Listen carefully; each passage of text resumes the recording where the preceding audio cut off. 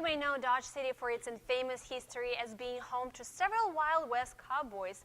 What you may not know is that it's also one of the few cities in Kansas with a majority Hispanic population. Recently, the city announced a polling place move outside of town.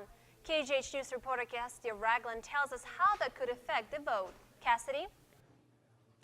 Oksenia, Dodge City is home to 27,000 people, and 60% of those are Hispanic immigrants. Weeks before midterm elections, Ford County decided to move its only voting poll closer to the Hispanic population, but outside the city limits, a mile away from the nearest bus stop.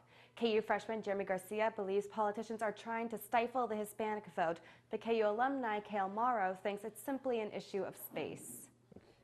Having the majority of the population a minority is scary to some white conservative politicians and people of power. Construction issue. There's only 2 buildings in town big enough to house the voting population, and one of them is under construction.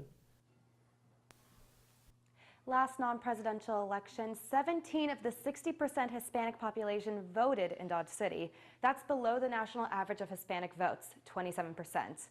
The county clerk says that with 13 registered voters, there also aren't enough poll workers in the area to justify adding another polling location to the city.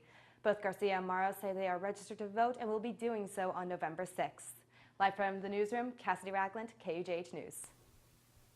This morning, Latina activist group Voto Latina announced they are partnering with Lyft to provide rights to Dodge City voters in an effort to get Hispanic voters to the polls.